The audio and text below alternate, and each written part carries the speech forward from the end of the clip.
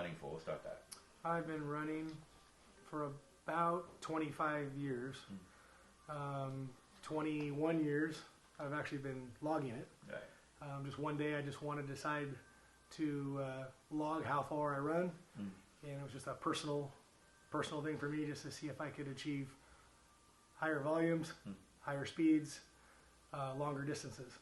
Let me ask, how old are you? 53. 53. And so you graduated in 1988. Okay, from McKay High School, Salem, Oregon.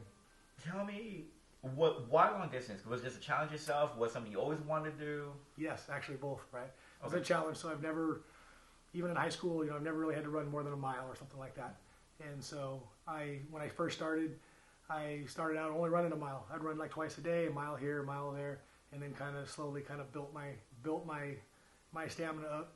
One, it was good, it was health. Two, it keeps you on track.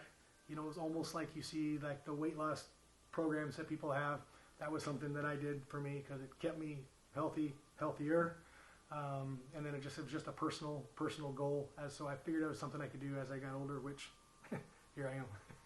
So, like, as you kind of kept going, like, what made you want to stick with long distance, especially? Because I mean, a lot of people do it. They start like 2 weeks later. My goals were to start with, I started mile and a half, and then I thought I finally got to the point where I might as well start running like a 5K event. So I've never ran any of those events. So that was my first goal, to do that. Ran a couple of those, and then once you start with an activity of a self goal, people always want to get better. Right. And so then it was like I can do better times, and so I started getting a lot better times, and then I wanted to reach out to a longer distance. So then I would do a 10K and wanted to get better times, and then half marathons, and then so it just kind of totally accumulated from there. But a year after I moved here, I had my first knee replacement. Eek. So that set me back. So I never was able to do that. And actually 2 years ago I had another knee replacement. So I still, actually they feel great. Doctors were like, no more running. Everybody else says, you're young enough, you're going to have them done again, do anything you want. Okay. The logs, you mentioned, so you started with the log in 2003? It was December. Okay. I think my first entry, lots of pages here. Right. My very first entry was in December of 2002. Has there ever been times when you look back at the log and kind of you see all the pages? Like, does it kind of amaze you sometimes? Like, is it month by month you keep each page? Month by month. Okay. Yeah. So we have like a year by year section over here. So it was like in 2017 of all the miles that I've logged. So in 2017 I'd hit 10,000 miles of just jogging.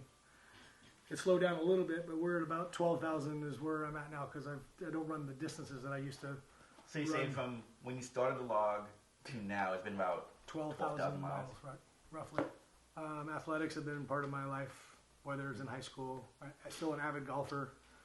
I don't do play basketball really so much anymore, but it's been a way to keep me healthy, to live as long as I possibly can. Right. I see people that are my age that look 10 to 20 years older. I get, you get the compliments that you don't look your age type stuff. We have 2 children, 33 and 26. So being able to keep up and doing anything as well or still more than they can is gratifying. Most of the individuals, employees that work for me, the majority of them are younger, sometimes most of them up to 30 years younger. So to be able to do whatever that they do as well, kind of, 30 years older. So there's a lot of gratifying things to that. When somebody tells you, how old are you, and you tell them 53, and they're like, wow, they get shocked. So it's just one of those kind of health things that this is just the route that I chose, compared to you see like Jenny Craig, stuff like that. This is just the route that I chose to do. Not intentionally, but it's just kind of ended up being that way. How did you learn what to put in it, especially when you first started out? Or was it something you just decided, I'm going to chart these certain things? Basic exercises, running, push-ups, sit-ups. I ride some distances on my bike, and if we go to the gym, the stair climb, whatever it is. So I would log what I did, just to kind of keep a record of how well I was doing. Because then you can always tell then the achievements that that your stamina is getting better. So for those starting out, whether it's high schoolers, whether it's my age, your age, what's your advice? Like, I would say advice as far as like staying consistent, but also like does this help you if you stay consistent? It does. The small goals have been the best because it's hard to get into a routine, and it takes a very short amount of time to get into a routine. And once you get into your routine, then it's a much easier transition into a bigger routine. But you've got to be able to get yourself into a routine. You just can't go out 1 week and all of a sudden decide to go and run 5 miles. You're going to kill yourself. You're not going to do it again probably for a long time. You know, small goals, 2 days a week, 3 days a week. Everybody's going to be a little bit different. Everybody's format's going to be different. My advice is just small goals until you know what you're capable of to make a different goal.